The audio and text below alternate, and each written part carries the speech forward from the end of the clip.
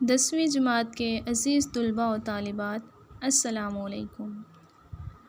آج کے لیکچر میں ہم سبق نمبر 1 نظم حمد کے شاعر حفیظ جلندری کا تعارف پڑھیں گے۔ تو طلباء و طالبات، حفیظ جلندری کے بارے میں آپ کو بتاتی چلوں کہ حفیظ جلندری کون تھے۔ حفیظ جلندری پاکستان کے ایک مایہ ناز اور بہت مشہور شاعر تھے۔ پاکستان کا قومی ترانہ بھی حفیظ جلندری نے لکھا۔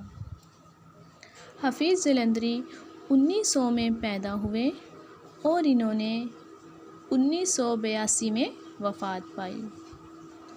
محمد حفیظ نام اور حفیظ تخلص تھا۔ جلندر میں پیدا ہوئے۔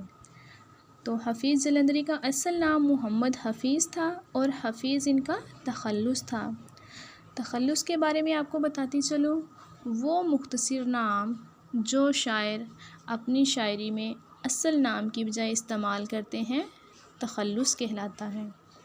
اور حفیظ جلندری چونکہ ضلع جلندر میں پیدا ہوئے اس لیے یہ اپنے نام کے ساتھ جلندری لکھتے ہیں۔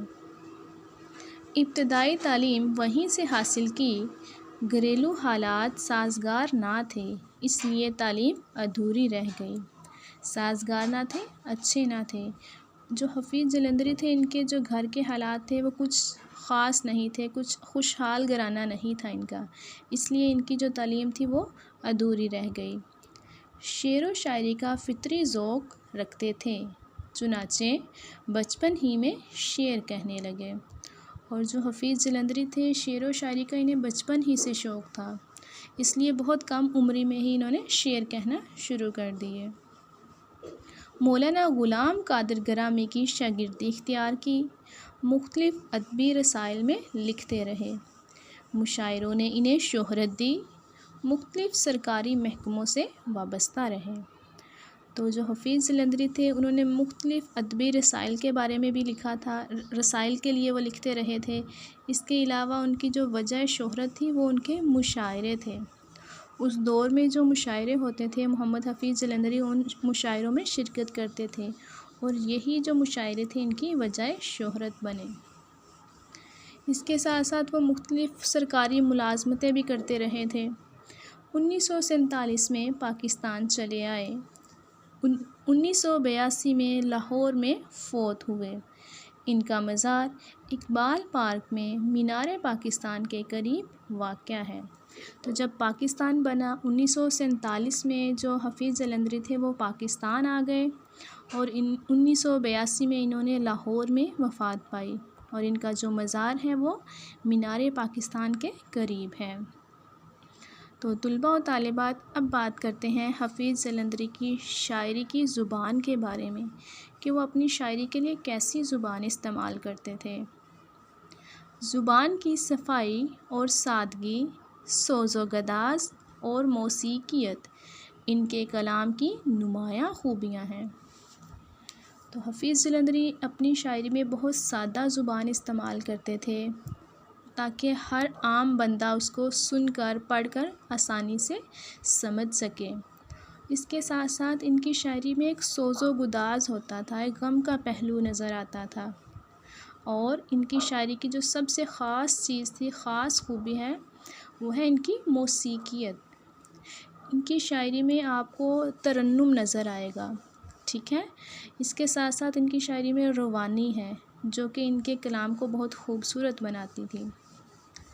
پاکستان کا قومی ترانہ ان کی ایک باعث فخر تخلیق ہے۔ تو جو پاکستان کا قومی ترانہ ہے وہ بھی حفیظ جلندری نے لکھا۔ انہوں نے دیگر بہت سی قومی نظمیں بھی لکھی ہیں۔ حفیظ جلندری ایک قادر الکلام شاعر تھے۔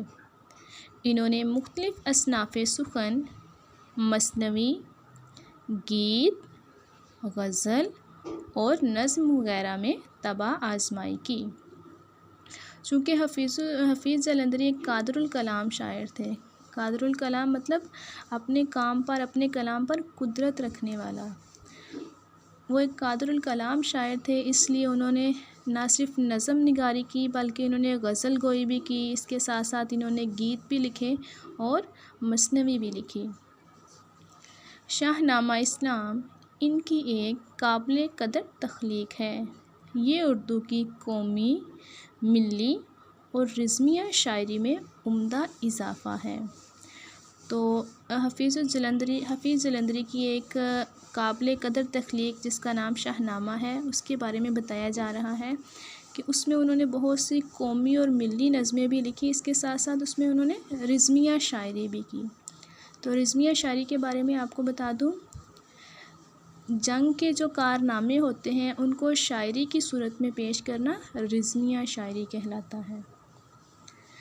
اب بڑھتے ہیں ان کی تصانیف کی جانب۔ ان کی چند تصانیف یہ ہیں: طلخابہ شیریں، سوز و ساز، حفیظ کے گیت، حفیظ کی نظمیں، چیونٹی نامہ۔ تو طلباء و طالبات، آج کے لیکچر میں ہم نے محمد حفیظ جلندری کے بارے میں پڑھا ہے، جو کہ ہمارے قومی ترانے کے خالق بھی ہیں۔ ہمارا قومی ترانہ بھی حفیظ جلندری نے لکھا ہے۔ تو طلباء و طالبات، اس کو آپ اچھے سے یاد کریں گے۔ اللہ حافظ۔